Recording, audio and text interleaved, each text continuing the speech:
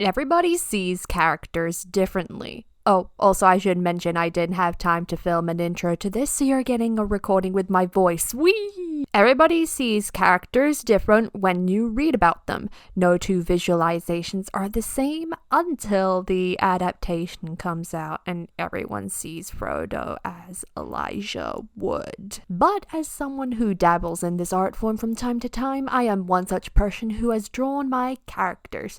In my ASTER'S Coda playlist, you can find a bunch of speed paints of my characters back when I did digital art. Sadly, I don't really do digital art anymore, so while drawing on a piece of paper, whoa, what is this? I'm going to go through my process of character design and drawing my characters as a result. My name is Amy Rosenfeld, and today I come from the void to create a character right before your eyes.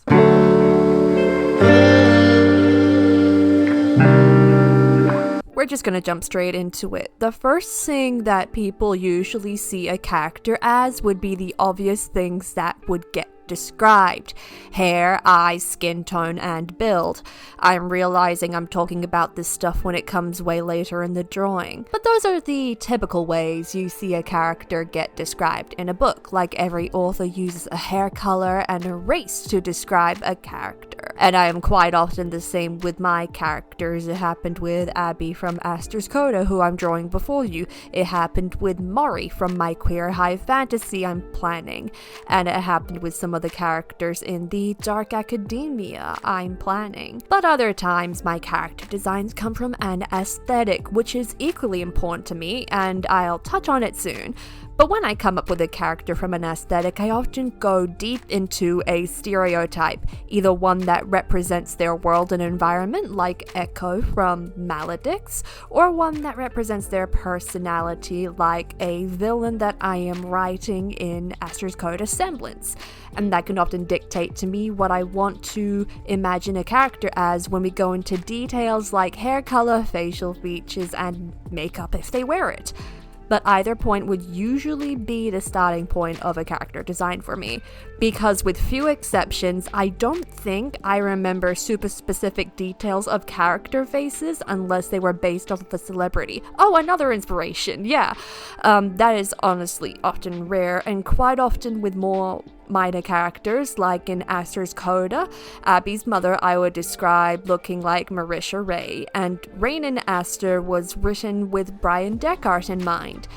I realize the only celebrity inspirations I have are of Abby's dead family members. Yay! So yeah, face details for me and characters are relatively amorphous. There might be one specific thing, and then the rest quite vague as a result. Like, I can't close my eyes and know exactly what Abby looks like, and that sometimes reflects when I draw her.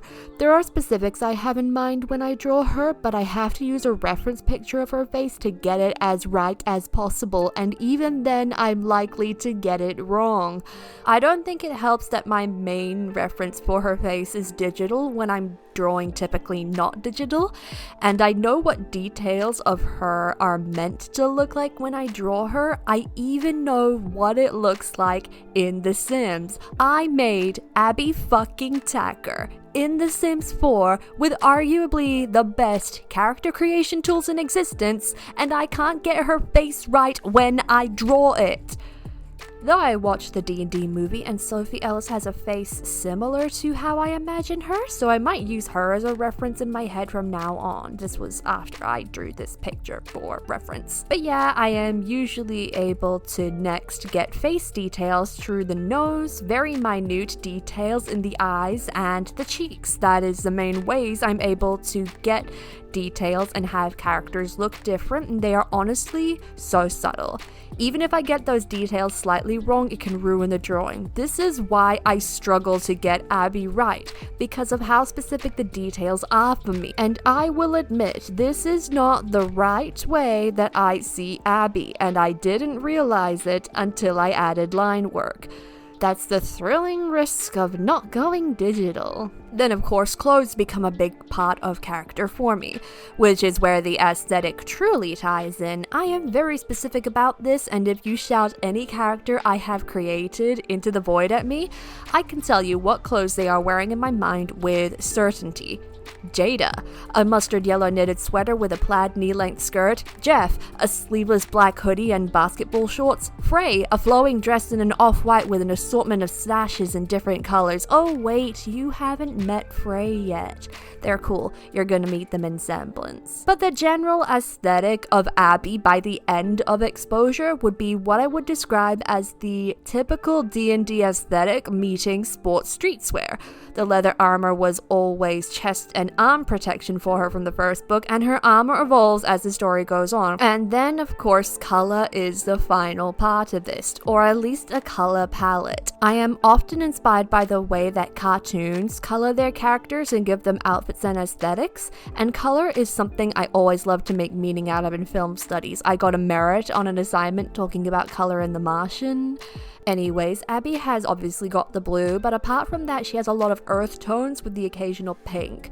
I've liked using pink with her lately when I draw her because her bedroom walls are pink and I have some shades that make her skin look really nice. So often when I end up drawing my characters, I have a rotation of these colors and this palette that I keep in my brain to use them just so that I know what looks good on them as the different outfits get rotated, because unlike most cartoons, I like it when my characters have more than one outfit. So there we go, there's my rough discussion of character design with a picture of Abby for you to now gaze over as I complete the outro of this video. If you did enjoy this video, give it a thumbs up and subscribe if you are new around here. You can ring that bell down by the subscribe button to find out when I post more creative content. I've got a video coming out every weekend, and also check down in the description for ASTER'S Coda exposure. This is where Abby has come from, and her story is told through there about her journey through the 3 worlds and her place in it in the midst of an otherworldly blood feud.